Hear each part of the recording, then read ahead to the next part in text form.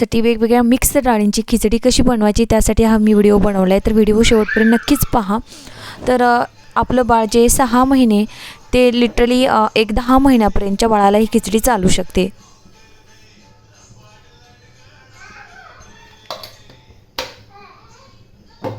तर इथे मी 2 चमचे तेल घेतलेले आहे.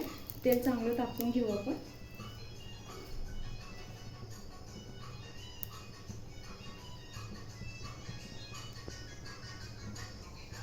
तर तेल चांगलं तापल्यानंतर आपल्याला बाकीचे साहित्य टाकायचं आहे. तर यामध्ये मी थोडीशी जिरं, थोडीशी मोहरी, 2 काळी मिरी आणि 1 लवंग. यामध्ये एक गोष्ट लक्षात ठेवायची, जर तुमचं बाळ लहान असेल, एकदमच म्हणजे 1 वर्षाच्या आतमध्ये असेल, तर तुम्ही याच्यामध्ये जिरं घालण्याऐवजी जिऱ्याची जी पावडर मिळते ती फाईन पावडर घालू शकता किंवा घरी कुटून घेऊ शकता. आणि दुसरी गोष्ट महत्त्वाची म्हणजे मोहरी टाकणे. तर आता मी कांदा टाकला आहे. कांदा गरम झालेला आहे. त्याचबरोबर लसणाच्या 4 ते 5 पाकळ्या टाकल्या आहेत, तुम्ही ते बघू शकता. आता मी याच्यामध्ये छोटा टोमॅटो जो मी घेतला होता तो टाकेन. सगळं साहित्य व्यवस्थित आपलं तेलामध्ये गरम होऊ दे. तर या ते झालेलं आहे. आता मी त्याच्यानंतर जो बटाटा घेतला होता आपण तो टाकत आहे. आता बटाटा टाकल्यानंतर आपल्याला एखादा मिनिट थांबायचं आहे. मी गॅसचा फ्लेम एकदम लो ठेवला आहे. त्यानंतर आपल्याला ॲड करायचं आहे याच्यामध्ये हळद आवश्यकतेनुसार.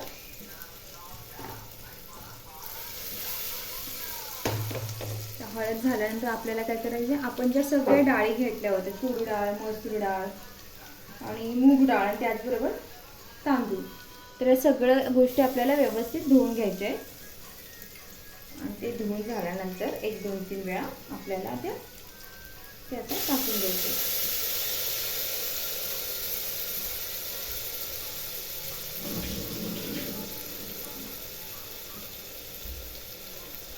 तर म्हणजे मी सगळ्या डाळी धुवून घेतल्या होत्या, तुम्ही बघू शकता. तर मी त्यामध्ये टाकून द्यायचं.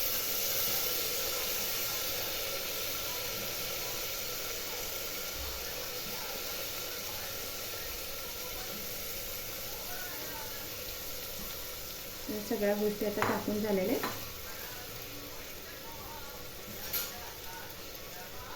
आता आपल्याला मिक्स करून घ्यायचं.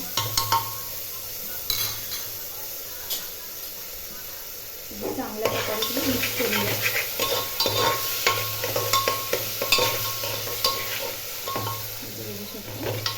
हे मिक्स झाल्यानंतर एखादा मीठ ही तेलामध्ये राहू द्या. तर आता आपण ह्याच्यामध्ये पाणी टाकू. तर एक गोष्ट नेहमी लक्षात ठेवा, पाण्याचं प्रमाण हे नेहमी जर तुम्ही घरी राईस बनवता त्याच्यापेक्षा थोडंसं जास्त ठेवा, कारण ही आपण लहान बाळासाठी खिचडी बनवतो आणि ती एकदम मऊ झाली तरच ती आपल्या बाळाला खायला जाईल. त्यामुळे पाण्याच्या प्रमाणाकडे लक्ष देणं खूप गरजेचं आहे. मी इथे जो मी तांदूळ घेतला होता तो आपला मोगरा बासमती राईस. तर लहान बाळासाठी इंद्रायणी राईस, मोगरा बासमती राईस असे तांदूळ तुम्ही यूज करू शकता, जे की बाळासाठी चांगले आहेत. ह्या सगळ्या गोष्टी टाकल्यात मी. तर ह्याच्यामध्ये मीठ टाकायचं राहून गेलं, तर वरून मी आता चवीपुरतं मीठ टाकून द्यायचं. तर हे मी टाकते अगदीच चवीपुरतं मीठ. तर ह्या सगळ्या गोष्टी मिक्स झाल्यानंतर आपल्याला त्या कुकरच्या 4 ते 5 शिट्या मी घेणार आहे.